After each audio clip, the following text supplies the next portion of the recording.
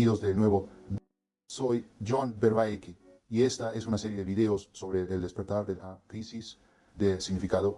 Así que la última vez estábamos comenzando nuestro examen histórico del origen de esta capacidad para crear significado e intentar obtener una imagen más clara de lo que es. Y hoy me gustaría continuar con eso. Estábamos hablando sobre conexiones entre la creación de significado, el potenciador de la cognición, estados alterados de conciencia, sabiduría, y estábamos hablando de eso en conexión con la transición del Paleolítico superior, en la que los seres humanos parecen haber pasado por este cambio radical, que no fue tanto un cambio biológico, sino un cambio en cómo estaban usando su cognición. Hablamos sobre ideas importantes como la exaptación cognitiva y la psicotecnología, y hablamos de cómo la transición del Paleolítico superior probablemente fue impulsada por la forma en que el chamanismo era un conjunto de psicotecnologías para alterar los estados de conciencia, para sacar exactamente de manera cognitiva las habilidades mejoradas que los rituales de comercio y los rituales de iniciación y los rituales de curación ya habían estado creando. Y hablamos de la forma en que el chamán participaba en varias estrategias disruptivas para intentar alterar su encuadre de la realidad. Porque cómo enmarcamos la realidad es tanto la fuente de nuestra adaptabilidad, nuestra capacidad para definir patrones, pero también es cómo podemos quedar atrapados, o cómo erramos en enmarcar la realidad y cómo necesitamos una visión. Y hablamos de eso en conexión con algo como el problema de los 9 puntos. Y eso nos llevó a darnos cuenta de que hay tipos de conocimiento que son independientes del conocimiento que capturamos en nuestras declaraciones de nuestras creencias. Hay conocimientos sobre cómo hacer algo que se siente al tener una perspectiva particular y que se siente al conocer algo, al identificarse con ello y participar en ello. Y estaba comenzando a mostrarles cómo el estado alterado de conciencia del chamán también estaba mejorando y alterando la creación de significado, proporcionando una visión y mejorando la capacidad del chamán para ayudar en la caza y la atención sanitaria, dos cosas que mejorarían radicalmente la supervivencia. Quiero continuar ahora hablando más sobre eso y más sobre lo que está pasando en el chamanismo para obtener más explicación de esta creación de significado, sabiduría, estados alterados de conciencia, diferentes tipos de conocimiento y cómo están todos interrelacionados entre sí. Por lo general, el chamán se involucra en prácticas que están provocando cambios significativos en su atención. Mencionamos, a menudo hay estrategias disruptivas, significativas, privación de sueño, privación sexual, aislamiento social, el uso de psicodélicos, canto extendido. Todas estas, bailando, todas estas cosas están diseñadas para provocar cambios radicales en la forma en que el cerebro está operando. Ahora, parte de lo que está haciendo un chamán es, argumentaría yo, también entrar en el estado de flujo. Así que el estado de flujo se ha convertido en algo que se discute tanto académicamente como en la cultura popular. Fue popularizado en el trabajo de Csikszentmihalyi, su libro Flow, The Flow Experience. Lo trajo a la vanguardia en 1990. Entonces, ¿qué es la experiencia de flujo? Así que la experiencia de flujo es una experiencia en la que las personas entran, a menudo la describen como estar en la zona. Así que estás involucrado en una tarea que es muy exigente. De hecho, tiene una estructura particular. Estas son tus habilidades. Y esto es lo exigente que es la situación.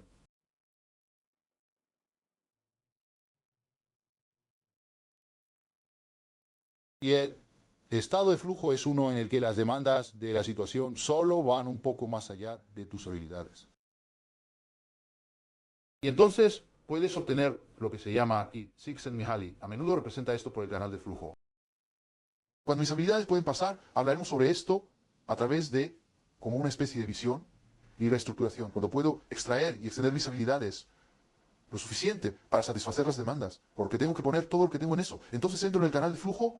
Si mis habilidades superan las demandas, caigo en el aburrimiento. Si mis demandas superan las habilidades, caigo en la ansiedad. Ahora, por supuesto, lo bueno de ti es que eres muy bueno aprendiendo en situación. Por lo tanto, necesitas un tipo de contexto en el que tus habilidades, a medida que tus habilidades mejoran, tu entorno también mejora. Entonces, una de las cosas que hemos creado en nuestra cultura son máquinas de inducción de flujo. Porque lo que tienen estas máquinas es una situación en la que tus habilidades están mejorando constantemente y las demandas del entorno también están mejorando constantemente. Estas máquinas de inducción de flujo tienen otras propiedades que son muy importantes en ellas. Existe una retroalimentación muy estrecha entre lo que haces y cómo responde el entorno. Estás recibiendo información muy clara. Y el fracaso importa, al menos simbólicamente, porque puedes morir. Y por supuesto, algunos de ustedes probablemente se están dando cuenta de que estoy hablando de videojuegos. Los videojuegos son una de las formas más confiables de inducir el estado de flujo en las personas. De hecho, parte de las razones por las que los videojuegos son adictivos y ahora están siendo considerados como una adicción legítima por la Organización Mundial de la Salud es precisamente porque generan el estado de flujo. Las adicciones, y hablaremos de esto más adelante cuando hablemos de adicciones, las adicciones se alimentan de maquinaria que es adaptativa en términos evolutivos. Por eso es convincente. Entonces, el estado de flujo, ¿qué otras cosas hacen las personas para entrar en el estado de flujo? Tocan jazz, practican artes marciales. Soy un artista marcial, ¿sí? Una que es particularmente interesante porque no hay otra explicación para por qué la gente, los demás que entran en el estado de flujo, es la escalada en roca. Porque la escalada en roca, de lo contrario, es como una especie de tortura de la mitología griega. Si te presentan como, aquí está una cara de roca, lo que quiero que hagas es que subas eso. Va a ser realmente físicamente exigente, te va a doler, puedes caer y hacerte daño. Y una vez que llegas a la cima, vuelves a bajar. Parecería una cosa tortuosa que hacer. Bueno, sabemos por qué la gente escala rocas. Escalan rocas porque entran en el estado de flujo. El estado de flujo es profundamente, profundamente positivo para las personas. No es lo mismo que el placer físico. De hecho, el estado de flujo está mucho más conectado con el significado en la vida. De hecho, cuanto más a menudo entras en el estado de flujo, más probable es que califiques tu vida como significativa. Más experimentarás bienestar. Ahora, lo que también es interesante acerca del estado de flujo, y recuerda que estamos haciendo esto, porque estoy hablando de que el chamanismo probablemente sea una práctica para practicar cómo entrar en el estado de flujo. Así que recuérdalo, ¿sí? Lo interesante del estado de flujo es un universal. Personas de diferentes culturas, grupos socioeconómicos, géneros, lenguajes, entornos, grupos de edad, forman poder entrar en el estado de flujo y lo describen en detalle casi exactamente de la misma manera. Eso es un universal. Los universales son importantes en la ciencia cognitiva.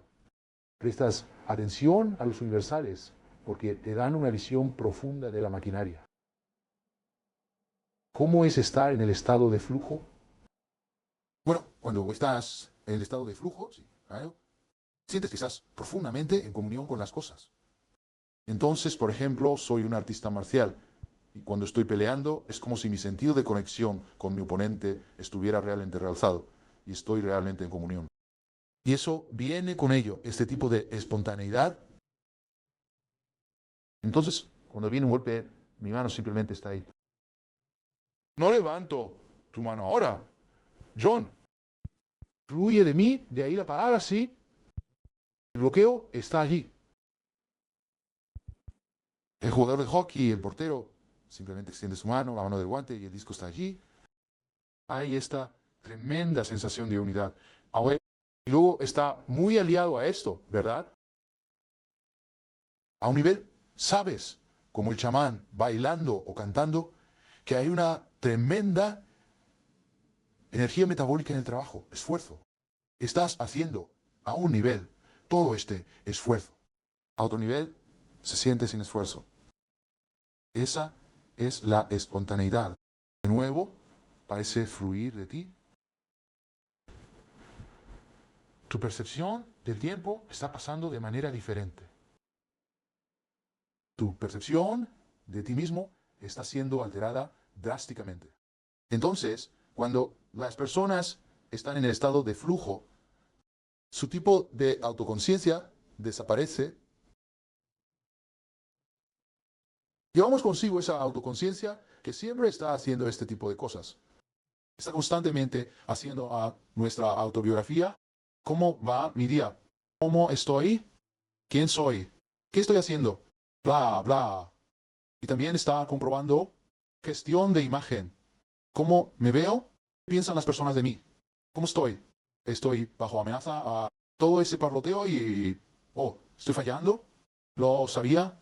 Y eso, por supuesto, puede salirse de control.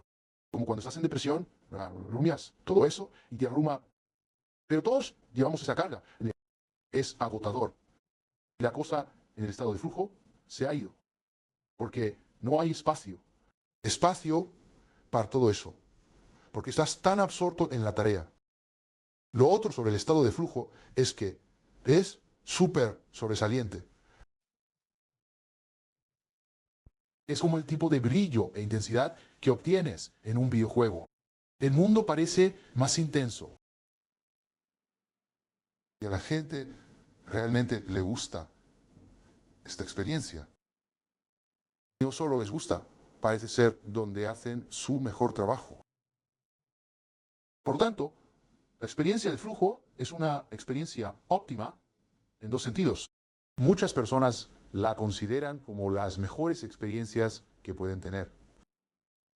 Pero también es donde están haciendo lo mejor que pueden en lo que quieren destacar. Por eso es tan motivador entrar en el estado de flujo. Entonces, ¿por qué es tan bueno el estado de flujo?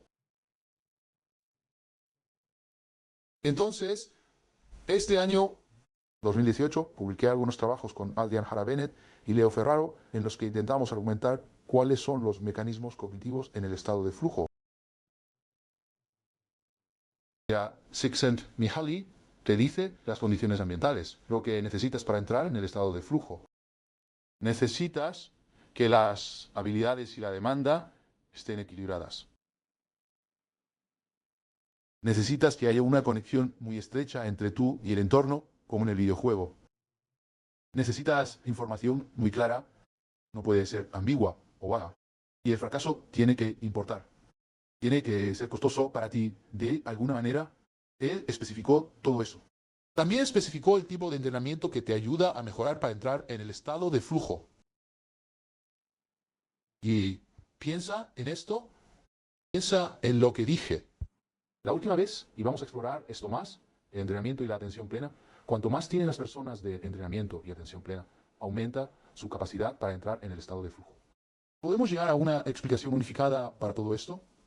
Creo que podemos, tanto para la fenomenología. ¿Por qué estamos experimentando lo que estamos experimentando cuando estamos en el estado de flujo?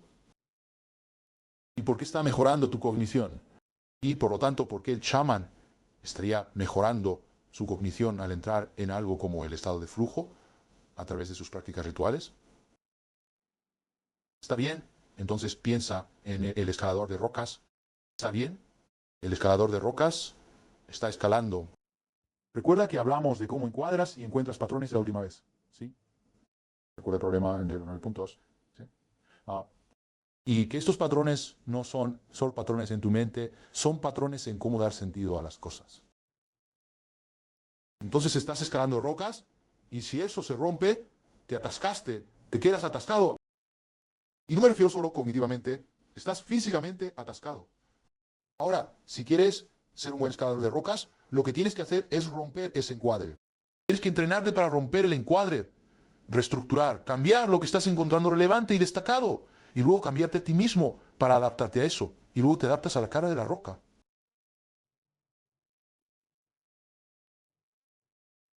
Te adaptas a la cara de la roca. Entonces tienes que hacerlo de nuevo. Y luego tienes que hacerlo de nuevo. Y luego tienes que hacerlo de nuevo. O el músico de jazz, está tocando. Ellos captan un patrón. Juegan con él. Pero no pueden quedarse con él demasiado tiempo. ¿Qué tienen que hacer? Tienen que cambiar. Tienen que reestructurar. Tienen que cambiar a un nuevo patrón y luego jugar con eso. Pero no pueden quedarse con él demasiado tiempo. Tienen que captarlo. Tienen que replantear. Una y otra y otra y otra y otra vez. ¿Ves lo que está pasando con el escalador de rocas, el músico de jazz, el artista marcial? Es esta idea de una cascada de percepciones. Estás teniendo una percepción que lleva a otra percepción, que lleva a otra percepción. ¿Sí? Te está preparándose. Entonces, ¿sabes? Cuando tienes como una percepción, tienes como, ajá, y obtienes ese tipo de explosión de energía y es como un destello. Por eso ponemos una bombilla sobre la cabeza de alguien cuando queremos mostrarles que están teniendo una percepción. Es como ese destello. Ahora imagina si tomara ese ajá y lo extendiera. Ajá. Ese es estado de flujo. Ya, es una cascada de percepciones. Entonces, cuanto más fluyes, más estás entrenando tu capacidad para la percepción. Y la interacción directa con tu entorno. Ahora el problema, por supuesto, con el videojuego es que el entorno no es un mundo real. Pero en el mundo del chamán, por supuesto, chamán fluye en el mundo real. El mundo social real, el mundo ecológico real. Pero hay algo más. No es solo una cascada de percepciones lo que está sucediendo en flujo. Eso por sí solo sería genial. Hay algo más en marcha. Esto tiene que ver con tu capacidad para el aprendizaje implícito. Ahora nota lo que está pasando aquí. Observa, aunque incluso yo esté haciendo la historia, siempre estoy también haciendo el essay cognitivo. Porque mientras estaré enfatizando la historia, el relato histórico, estoy empezando a construir lo que necesito para darte la explicación científica estructural funcional. ¿Está bien? Entonces, aprendizaje implícito. Esto se remonta al trabajo realizado en los años 60 por Arthur Reber y un montón de otras personas. Entonces lo que Reber estaba haciendo era realmente tratar de entender cómo las personas aprenden el lenguaje. Lo que estaba haciendo era generar un conjunto arbitrario de reglas, completamente arbitrario, simplemente inventarlas en el acto. Conjunto de reglas sobre cómo puedes enlazar cadenas de letras y números juntos. Como que la regla podría ser que no puedes tener más de 3 vocales seguidas o que tienes que tener 2 consonantes. Y luego generas cadenas de letras. 8, 9 de largo. Estas son tan largas que no puedes mantenerlas fácilmente en tu memoria de trabajo. Y luego, esto es lo que haces. Más generas, puedes generar un número indefinido, generas una gran cantidad de estas cadenas y se las muestras a las personas. Aquí hay una, aquí hay una, aquí hay una, aquí hay una. Oh, aquí hay una, aquí hay una. Aquí hay una. Bien. Esa es la primera parte del experimento. Luego haces la segunda parte del experimento. Ahora generas un montón de cadenas, pero de 2 tipos.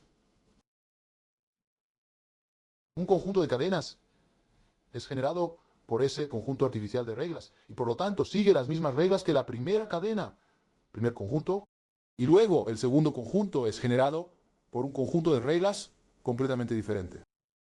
¿Entendido? Lo que hace es mezclar el primero y el segundo juntos. Y esta es la tarea que le das a las personas. Puedes decirme las cadenas que pertenecen con las cadenas que viste antes. Ahí tienes. Ahora, Rever originalmente pensó que lo que pasaría es que las personas, porque parece tan aleatorio, lo que encontró fue que las personas puntúan bien, bien por encima de la casualidad, consistentemente en esto. Las personas pueden decirte, oh no, esas cadenas, sí, esas pertenecen con las antiguas. No, esa no, esa sí, esa no. Ahora, aquí está lo interesante. Ahora les preguntas a las personas, ¿por qué? ¿Cómo sabes eso? Y te darán una de 2 respuestas. Dirán, no lo sé. No lo sé. Solo lo siento.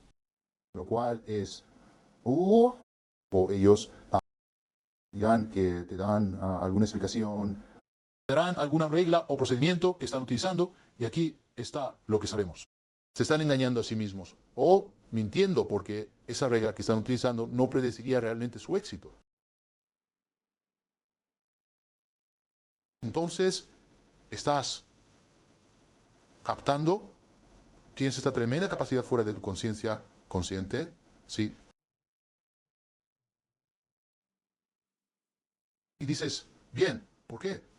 ¿Qué tiene que ver esto con el chamanismo? Bueno, espera, porque hablamos del chamán captando patrones la última vez. Volvamos a esto. Permíteme hablar sobre un experimento que es realmente interesante. Se realizó un trabajo sobre esta idea de que las personas tienen habilidades psíquicas y está la sensación de ser observado. Las personas pueden decir cuándo están siendo observadas y las personas informan de manera confiable que piensan. Oh, sabía que alguien estaba observando. Podía sentirlo en la nuca y cosas así. Y entonces llevaron a cabo un experimento en el que hicieron lo siguiente. Tendrían a alguien en una habitación, con los ojos vendados, los oídos tapados, no pueden percibir nada, a nadie se le permite usar perfumes o cualquier cosa. Esa persona no puede ver, oír o sentir y simplemente está parada en la habitación, sin que esa persona lo supiera. Y la gente entraría y los miraría fijamente. Y luego tenían que informar si la persona en el centro de la habitación tenía que informar si estaba siendo observada o no. Y la gente informaba esto muy por encima de la casualidad. Decían, creo que me están mirando, que había alguien allí. Y por supuesto, en primer lugar, dirían, oh, sí. Pero luego resultó que si hacías un pequeño cambio en ese experimento, no se replicaría. Entonces, ¿qué estaba pasando? Llevas a las personas a la habitación y dicen, creo que me están mirando. Y los investigadores les dirían si estaban en lo correcto o no. Dirían, estás en lo correcto o estás equivocado. ¿Y qué? Dices, ¿y qué? Bueno, aquí está el asunto. Los investigadores pensaron que estaban introduciendo a las personas, los observadores, al azar. Pero resulta que no los estaban introduciendo al azar. Porque sabes que es muy difícil para ti hacer. Cosas al azar. En realidad estaban introduciendo a las personas como observadores en un patrón complejo. Y la persona que estaba vendada y con los oídos tapados estaba aprendiendo implícitamente el patrón porque estaban recibiendo retroalimentación. Si quitas la retroalimentación, si no les dices, cada vez que dicen, me están mirando o no, si no les dices si están en lo correcto o no, su rendimiento cae a la casualidad. ¿Ves? Mucho de lo que parece habilidades psíquicas son tu habilidad para captar implícitamente patrones complejos en el ambiente sin ser consciente de ello. Entonces, Hogarth, en su libro sobre educar la intuición, hace una afirmación realmente interesante. Presenta un argumento muy bueno, de hecho, creo, para esto. Dice que lo que llamamos intuición es algo real, pero no hay nada mágico en ello, como dicen los psíquicos, o algo así. Tu intuición es el resultado de tu aprendizaje implícito. Recoges todo tipo de patrones complejos, sin saber cómo lo has hecho. Pero obtienes una habilidad para detectar patrones. No sabes cómo. Por eso tu intuición se siente de la manera en que lo hace. Simplemente sabes. Como sabes cosas, lo estás haciendo todo el tiempo. Para usar un famoso ejemplo de Dreyfus, ¿sabes qué distancia debes mantener con alguien? ¿Y qué ángulo tomar? ¿Cómo dónde deberías pararte? ¿Qué tan cerca deberías estar? ¿A qué ángulo deberías estar? ¿Cómo a medida que la conversación o el contexto cambia, se te permite acercarte o alejarte? ¿A qué ángulo se te permite estar? Pero si te pidiera que me dijeras cómo haces eso, no lo sabrías. Simplemente diría, sé cómo hacerlo. Y sin embargo, cuando las personas no saben cómo hacerlo, te incomoda. Te incomoda. Está bien. Entonces, intuición. Ahora, Hogarth señala, y esto es algo muy común, ¿sí? Hogarth señala que, ¿sabes? Tenemos dos términos diferentes y no nos damos cuenta de que estamos hablando de lo mismo. Tenemos intuición cuando pensamos que está yendo bien ese aprendizaje implícito. Pero también tenemos sesgo y prejuicio cuando pensamos que ese aprendizaje implícito va mal. El bigotudo tiene intuiciones sobre las razas que están equivocadas. Ahora, ¿por qué es? ¿Cómo es que el aprendizaje implícito va mal? Bueno, aquí está la cosa. Tienes algún patrón complejo en el ambiente, ¿sí? Y tu aprendizaje implícito lo capta. El problema es que hay dos tipos de patrones en tu entorno. Hay correlaciones, hay patrones de correlación y patrones causales. Ahora, ¿qué quiero decir con eso? La correlación es cuando dos cosas están relacionadas entre sí. Así que déjame darte un ejemplo de un par de correlaciones que no deberías confundir con la causalidad. Hay una correlación entre el tamaño de tu boda y cuánto durará tu matrimonio. Si tienes una boda más grande, tu matrimonio durará más. Ahora, serías un tonto si por lo tanto piensas que deberías tener la boda más grande posible, porque la razón por la cual las bodas más grandes predicen matrimonios más largos no es porque las bodas más grandes causen matrimonios más largos. Es porque, si solo están correlacionadas, es porque las bodas más grandes reflejan una red social más grande, más recursos financieros, y tener una red social más grande para la pareja, tener más recursos financieros realmente hace que un matrimonio dure más. Aquí hay otro, entonces tengo la suficiente edad, ¿sí? Y me criaron en un hogar religioso que yo estaba, ¿sabes? Cuando se eliminó la oración de las escuelas y por supuesto la gente estaba muy molesta, por eso... ah, mira, el crimen está aumentando desde que hemos sacado la oración de las escuelas y cosas así. Por cierto, el crimen no ha estado aumentando. Lee algo del trabajo de Steven Pinker, pero supongamos que sí. Eso es solo una correlación, porque aquí hay otra correlación. Sabemos que los gases de efecto invernadero han estado aumentando constantemente. Y eso es parte de la crisis ambiental de la que vamos a hablar. ¿Sabes lo que ha estado bajando constantemente durante exactamente el mismo periodo de tiempo? Piratería en el Caribe. Tener piratas en el Caribe y barcos de madera con cañones y demás. A medida que eso disminuía, los gases de efecto invernadero aumentaban. Ahora, espero que ninguno de ustedes piense que podríamos resolver el calentamiento global al traer de vuelta la piratería. ¿De acuerdo? Entonces hay muchas cosas que son, hay muchos patrones en el mundo que son ilusorios porque solo son correlacionales. No son causales. Mira, el intolerante ha captado patrones correlacionales, no patrones causales. Entonces, lo que quieres hacer es entrenar tu aprendizaje implícito para captar los patrones causales que son reales en lugar de los patrones correlacionales que son ilusorios. Ahora bien, aquí está lo que no puedes hacer. No puedes decirle a las personas que busquen patrones explícitamente. Vuelve al experimento de Rever. Si pones a las personas en ese experimento donde están mirando las cadenas de letras y les dices explícitamente lo que se supone que deben hacer, intentar descifrar las reglas. Conscientemente, intentar deliberadamente descifrar las reglas, su rendimiento no mejora. ¿Ven? Empeora, ¿de acuerdo? Y Hogarth señala esto en su libro sobre la educación de la intuición. No podemos reemplazar el aprendizaje implícito con el aprendizaje explícito, porque es precisamente al ser implícito que funciona tan bien. ¿Qué podemos hacer explícitamente entonces? Lo que podemos hacer es establecer el contexto correcto, los factores ambientales correctos, para que mi máquina de aprendizaje implícito tenga más probabilidades de captar patrones causales en lugar de patrones correlacionales. Así obtendré una buena intuición en lugar de una mala intuición. ¿Cómo haces eso? Bueno, Hogarth dice que la forma en que harías esto es la forma en que haces ciencia. ¿Quieres controlar el contexto? Sí, porque lo que es la ciencia, y ya sabes, hay mucho de ciencia. Mira, la ciencia es una forma de distinguir patrones causales de patrones correlacionales. Estableces una situación ambiental para poder distinguir los patrones causales de los patrones correlacionales. Bueno, ¿qué haces? En un experimento, primero me aseguro de que todo esté muy claramente medido. Obtengo información muy clara. Información muy clara. Me aseguro de estar buscando ver eso, ¿sí? Que el cambio en una variable es seguido de cerca por un cambio en otra variable. Así que cambio tu dosis de medicamento. ¿Tus síntomas mejoran? Así que busco información clara, busco retroalimentación clara. Y en ciencia, el fracaso importa. Pruebas una hipótesis y la refutación debe ser posible. El fracaso importa. Ahora nota esto. Lo que Hogarth dice es, bueno, lo que quiero hacer es ponerlos en una situación de aprendizaje implícito donde obtengan retroalimentación clara.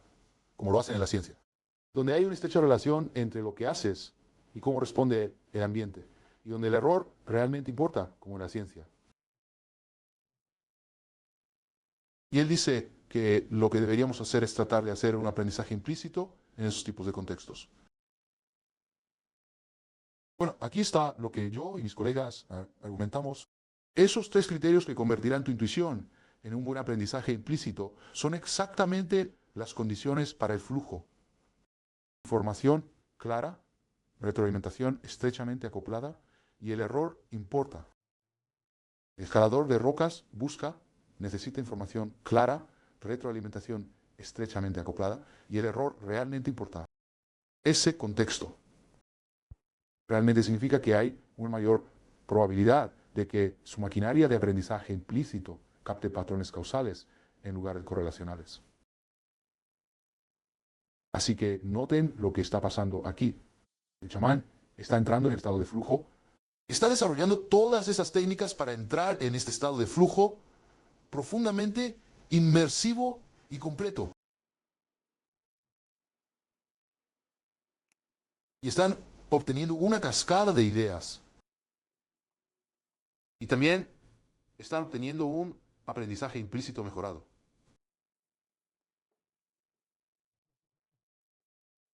Recogiendo patrones muy complejos, realmente complejos. Ahora esto es intuitivo. No saben cómo lo están haciendo. Ahora aquí está lo que también es interesante. Estos dos se están reforzando mutuamente. Porque la idea lleva a tu cognición a explorar nuevos patrones. Y luego el aprendizaje implícito capta esos nuevos patrones. Y luego esos nuevos patrones mejoran tu habilidad para reestructurar. Y entonces, sí, sigues explorando nuevos patrones, adquiriendo los nuevos patrones a través del aprendizaje implícito. Y sigues aumentando tus habilidades. Entrar en el estado de flujo mejora profundamente tu cognición. Alguien que es un experto en entrar en el estado de flujo va a ser un individuo que querrás tener cerca. Ahora ese individuo va a tener algunos desafíos realmente serios enfrentándose a ellos. No saben cómo están obteniendo mucha de la información que están obteniendo. No saben por qué son tan perspicaces. Y están experimentando esta radical unificación con el mundo, esta pérdida de sentido de sí mismos, cuando están representando al animal, ¿sí? Tienes que entender, estas ideas no son ideas verbales. Como en el problema de los 9 puntos, no son palabras, no son creencias. Es obtener una idea de cómo se mueve el ciervo. Es obtener una idea intuitiva de cómo hablar con esta persona para desencadenar el efecto placebo, para ayudarles a sanar ahora mismo. Entonces, entrar en el estado de flujo, noten lo que está pasando aquí. Noten que están obteniendo algo que es casi como una experiencia mística. Es un poderoso estado alterado de conciencia. Está mejorando tu procesamiento cognitivo y el chamán está dando significado, están cantando, están bailando, están contando historias, están alterando el sentido de lo que importa para las personas, están alterando el sentido de identidad de las personas, están curando y transformando a las personas.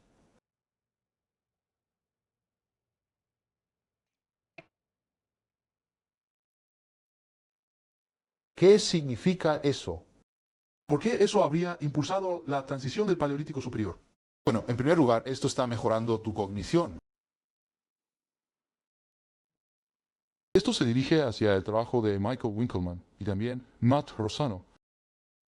Lo que está sucediendo en este estado es que tu cerebro está aprendiendo a hacer que áreas que normalmente no se comunican entre sí, hablen entre sí. Esto es especialmente el caso si has pasado por una estrategia de disrupción masiva, ayuno, aislamiento social, toma de psicodélicos. Porque si miras una resonancia magnética de alguien que está teniendo una experiencia psicodélica, áreas del cerebro que normalmente no se comunican entre sí, ahora están hablando entre sí. Ahora, si solo te hiciera eso, si solo hiciera que las áreas hablaran entre sí, experimentarías eso como ruido. Pero si tienes una intuición y una perspicacia mejoradas, esas áreas ahora están hablando entre sí y puedes hacer de puente entre ellas. puedes conectarlas. Y ahora esta es una habilidad que das por sentada. ¿Crees que es solo la parte normal de tu cognición? Esta es tu capacidad para la metáfora.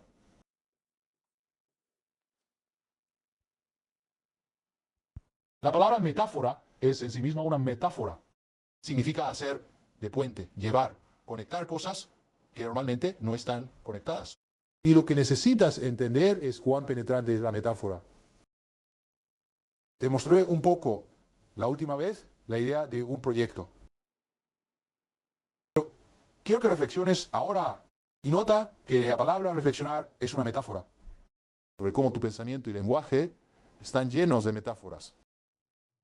Por cierto, eso fue una metáfora. Diré, por ejemplo, ¿ves lo que estoy diciendo? ¿Captas mi punto? ¿Lo comprendes? ¿Puedes captarlo? ¿Lo entiendes? Todas estas son metáforas. Estoy aproximadamente a la mitad de esta charla. Espero que no sea demasiado difícil para ti. ¿Ves? ¿Lo ves? Es penetrante y profundo. Toda tu cognición. Este es un trabajo realizado por Lakoff y otros. Tengo algunas críticas aparte de su teoría, pero la idea de que tu cognición está llena y funciona a través del enriquecimiento metafórico, eso es simplemente, creo, el caso.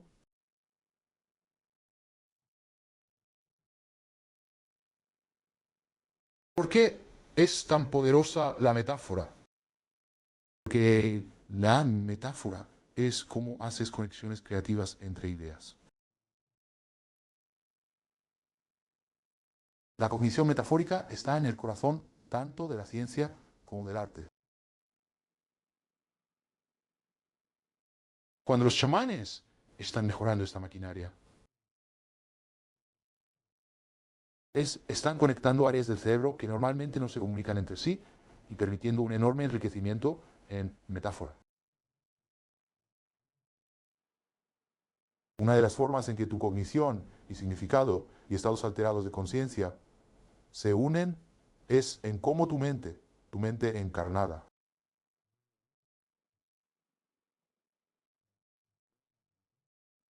está generando metáforas para hacer conexiones perspicaces. Hay una conexión profunda entre lo perspicaz, qué tan buen solucionador de problemas eres, y tu capacidad para el pensamiento metafórico. Por eso, cuando alguien está enfrentando un problema y necesita reestructurar su forma de pensar al respecto, les decimos que usen una analogía, que piensen en una metáfora. Entonces, este es el punto. El chamán está desarrollando psicotecnologías para alterar el estado de conciencia y entrar en el estado de flujo. Y ese estado de flujo ya los está haciendo más perspicaces y más intuitivamente poderosos, pero también los está convirtiendo en generadores de metáforas. Literalmente proporcionando a las personas las formas de pensamiento que les permitirán conectar ideas, de manera que hacer inscripciones en un trozo de hueso puede rastrear la luna. Hallar esta figurita puede conectarme con ideas de fertilidad.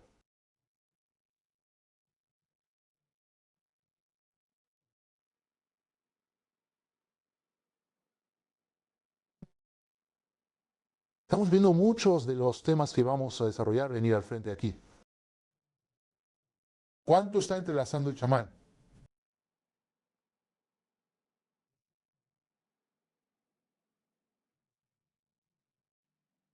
Mejorando la cognición, estados alterados de conciencia y mejorando nuestra capacidad.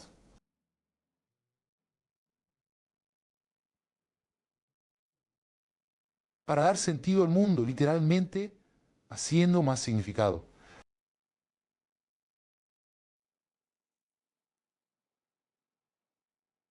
Si eres un grupo de cazadores recolectores y tienes un chamán, vas a superar a los grupos que no lo tienen. Hay una razón por la que es universal. Hay una razón por la que el fenómeno de flujo es universal. Porque esto, exactamente, algunas de nuestras maquinarias más básicas lo realzan de una manera poderosa. Ahora, los chamanes tienen una experiencia muy interesante.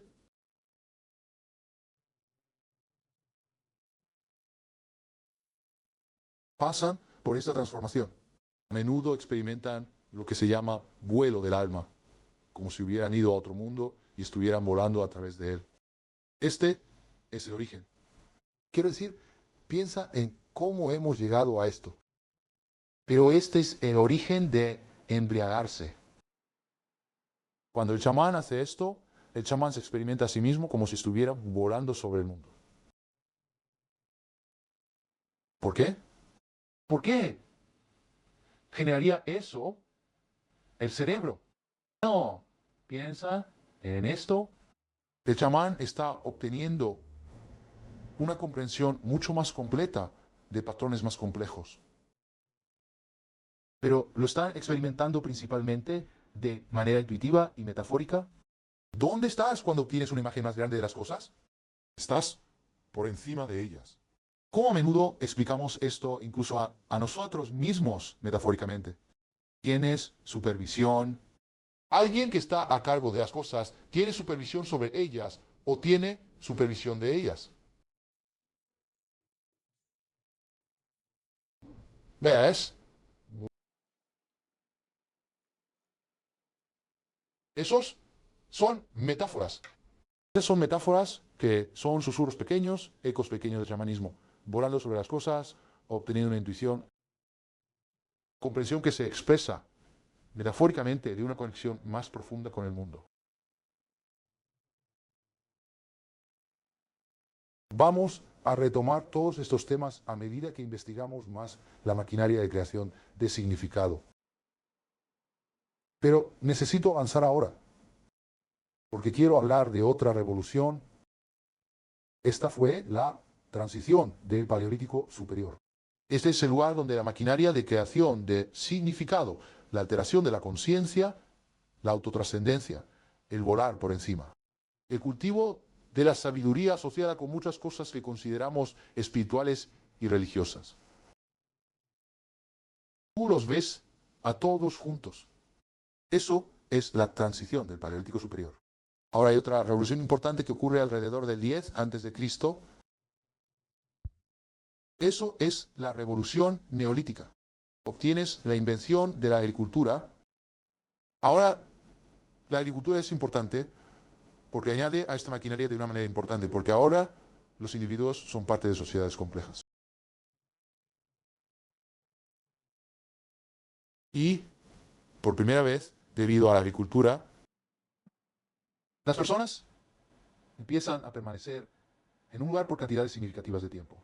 Así que su relación con el medio ambiente, con los demás, porque ahora están viviendo con grandes grupos de extraños y consigo mismos, cambia radicalmente.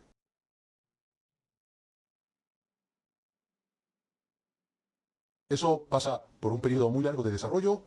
Este mundo, sí, por supuesto, luego se convierte en el mundo antiguo, cuando la piedra da paso al metal y obtenemos la edad de bronce, el periodo de las primeras grandes civilizaciones en Mesopotamia, en Egipto. Y hay una transformación que ha ocurrido en la forma en que las personas están experimentando su mundo.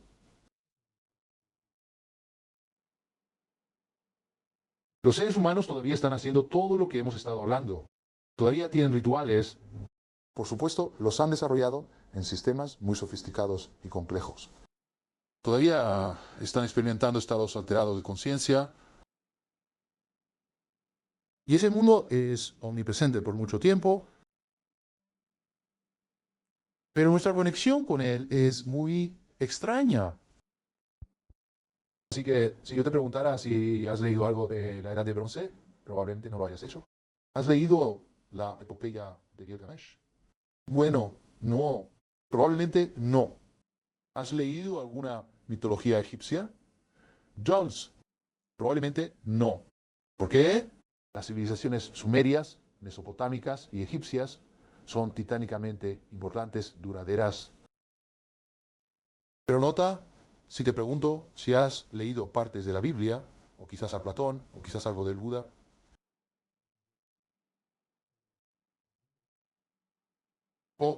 Confucio. Probablemente hayas leído algo de eso.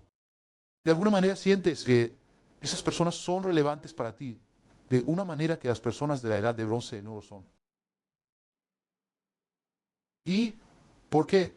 Parece haber habido otro gran cambio, comparable al cambio de la transición del Paleolítico Superior.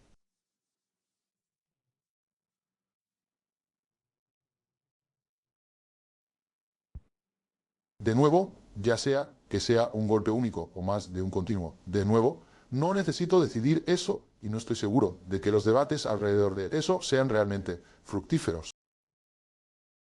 Pero Carl Jaspers habló sobre la edad axial. Karen Armstrong la ha hecho famosa en un libro reciente.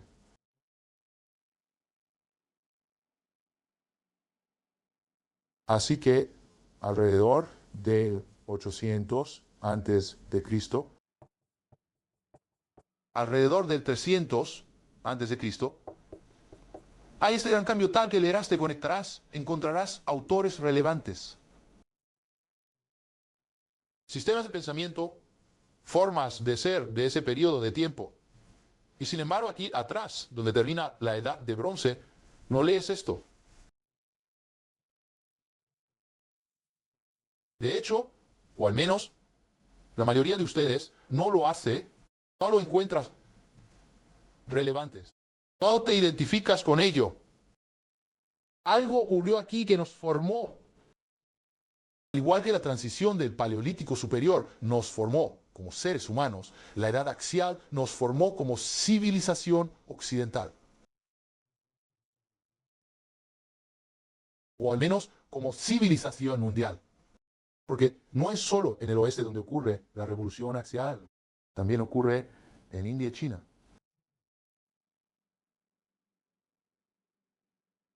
Ahora, ¿qué pasó? ¿Por qué este cambio? Bueno, hay un montón de cosas que suceden. No sabemos con exactitud. Hay mucha discusión al respecto. Pero sabemos que la edad del bronce se derrumba. Hay algunos buenos libros sobre esto.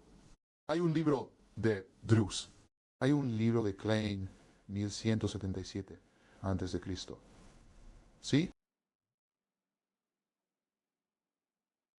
Diferentes discusiones sobre por qué colapsó.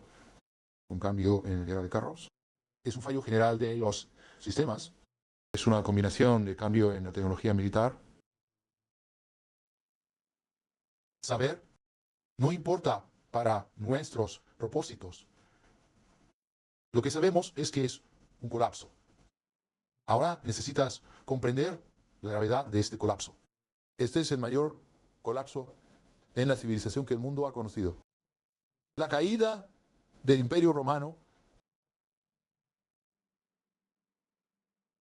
no es ni de cerca tan devastador como esto. Más ciudades desaparecen en este momento. El colapso de la Edad del Bronce que en cualquier otro momento de la historia registrada. Más culturas desaparecen, mayor pérdida de alfabetización, mayor colapso de la economía. Esto es lo más cercano que el mundo ha experimentado al apocalipsis, el fin del mundo.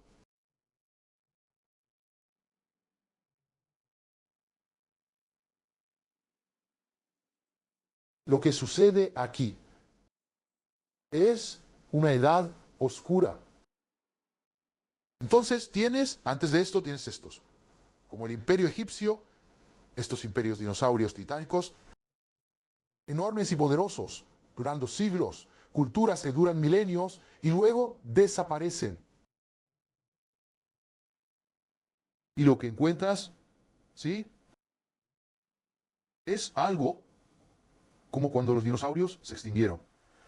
Los dinosaurios se extinguieron, los pequeños mamíferos que habían estado correteando, ya sabes, comienzan a evolucionar.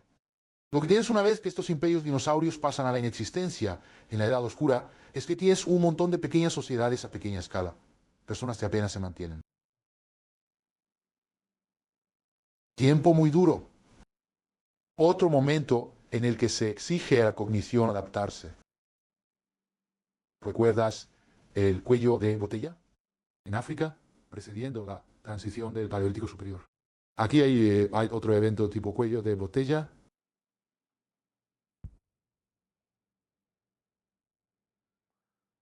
Entonces, la gente está más dispuesta a experimentar, a probar cosas nuevas de las que lo ha estado en el pasado. Están dispuestos a probar nuevas formas de organización social. Pero lo importante es que comienzan a inventar cosas nuevas. Y empiezan a inventar nuevas psicotecnologías. Recuerda la última vez que hablamos de lo que es una psicotecnología. Es una forma estandarizada de procesar información que mejora y potencia tu cognición al conectar cerebros. Tu cerebro con tus propios futuros estados de tu cerebro con los cerebros de otras personas. Algo sucede aquí en una de las áreas que fue más afectada por el colapso de la Edad de Bronce. El área de Palestina y lo que es la actual Israel y Jordania, lugares así, antiguamente era conocida como la tierra de Canaán. Parece que lo que se inventa aquí es un nuevo tipo de alfabetización. Recuerda que hablamos de la alfabetización como una poderosa psicotecnología. Ahora, el mundo de la Edad de Bronce tenía alfabetización. Los egipcios tenían jeroglíficos, famosamente. Los sumerios tenían cuneiform. Ahora, lo que ocurre con esas formas de alfabetización es que son muy difíciles de aprender. Tienes que ir a la escuela durante mucho tiempo. Y tu trabajo, podrías tener este trabajo en el mundo antiguo. Este era tu trabajo, ser alfabetizado. Se llama ser un escriba. Aquí es de donde obtenemos palabras como garabato. Todo lo que eras, todo tu trabajo era que eras alfabetizado, porque era algo difícil de ser alfabetizado, y era algo muy valioso, y era algo raro, porque la alfabetización era difícil cuando es ideográfica. Así que tengo algunos ideogramas tatuados aquí. ¿Sí? Esto significa meditar. Sí. Lo que se inventa aquí es la alfabetización alfabética. Parece haberse inventado en Canaán y luego es adoptada por los fenicios y luego la llevan a los griegos. Y entonces el alfabeto cananeo se fusiona imperceptiblemente en hebreo arcaico y luego se toma en hebreo. Eso va a ser importante. Estos dos grupos de personas van a ser muy importantes. Ahora, ¿por qué es tan poderosa la alfabetización alfabética? Es mucho más fácil de aprender. Es una psicotecnología más efectiva y eficiente. ¿Recuerdo cuando dije la última vez cuánto mejora la alfabetización, la cognición?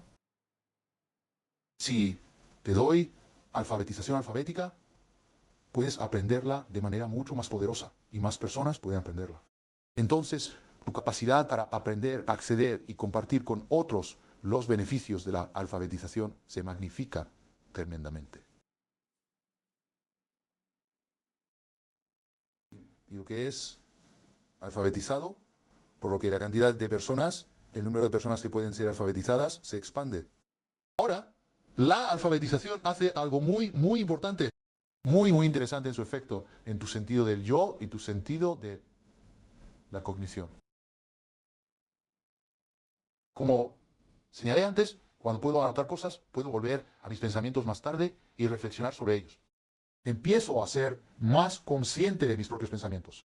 Y noten algo más que puedo hacer. Puedo corregir mi pensamiento más fácilmente porque no tengo que depender de que esté retenido en mi mente.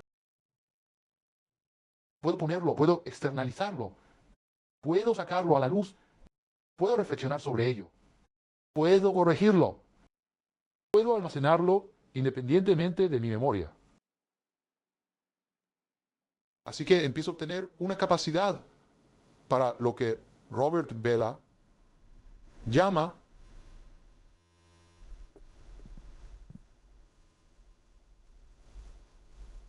pensamiento de segundo orden. Ahora, todos tenemos metacognición. Hablaremos de esto más tarde. La metacognición es tu conciencia de tu propia mente. Puedo preguntarte ahora mismo, ¿qué estás pensando? Puedes tomar conciencia de ello. ¿Tienes buena memoria? ¿Sí o no? Dirás, ¿la tengo o no la tengo? Eso es metacognición. Es tu conocimiento y conciencia de tu propia mente. Todos tenemos metacognición. Pero una de las cosas que puedes hacer con la alfabetización alfabética, es que puedes internalizar la alfabetización en tu metacognición. Así que noten que estoy tomando conciencia de mi propia cognición aquí. Puedo reflexionar sobre ello. Puedo corregirlo. Puedo mejorarlo. Puedo almacenarlo. Puedo compartirlo con otros. El pensamiento de segundo orden es cuando internalizas una psicotecnología en tu metacognición y mejora tu capacidad para examinar críticamente tu propio pensamiento y corregir tu propio pensamiento.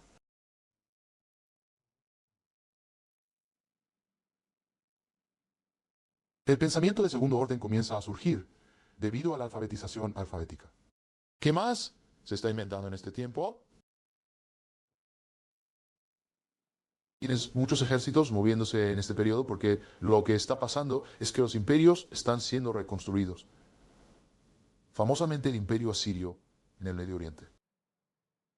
Se necesitan ejércitos móviles y entonces hay una invención aquí que es realmente importante que también damos por hecho. Y es lo que llevamos encima. Bueno, lo que solíamos llevar encima, ya no lo llevamos encima. Hablaremos de eso. Es dinero. Monedas. Se inventa la moneda. Ahora, la moneda es obviamente una tecnología física en un sentido. Yo llevo monedas encima. Aunque el sentido en que el dinero es ahora físico es muy, muy tenue, porque la mayoría de nosotros ya no lleva nada físico. El dinero es solo una cosa puramente simbólica y ese es el punto. El dinero te enseña a pensar en un sistema de símbolos abstractos. Empiezas a pensar en sistemas de símbolos abstractos. Y también te enseña otra cosa, la numeración. Tienes que empezar a pensar matemáticamente, al menos aritméticamente. Así que ahora tienes un pensamiento abstracto, simbólico, lógicamente riguroso siendo entrenado. Está siendo entrenado para fines prácticos, pero está siendo entrenado. Está listo para la exaltación. La alfabetización alfabética está entrenando este pensamiento de segundo orden. Está listo para la aceptación. Dices, bien, okay, lo entiendo. Las tecnologías están entrenando habilidades que están listas para la aceptación. Bueno, trae ese pensamiento de segundo orden y trae ese pensamiento abstracto, simbólico, más lógicamente riguroso juntos, y que vas a empezar a obtener. Vas a empezar a conseguir que la gente tenga un sentido muy claro de dos cosas sobre su cognición.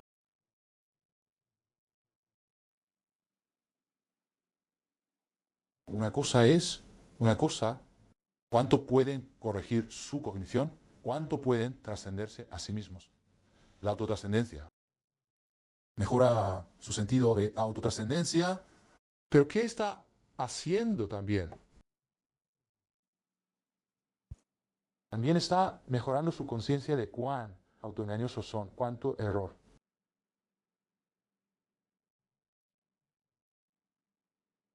Hay en su cognición. Y antes no podían ser conscientes de ello, pero ahora, con el pensamiento de segundo orden, con la alfabetización y el pensamiento simbólico abstracto y la numeración, pueden darse cuenta de esto. Ahora juntas esas dos cosas, una tremenda capacidad para la autocorrección y una tremenda capacidad para el autoengaño.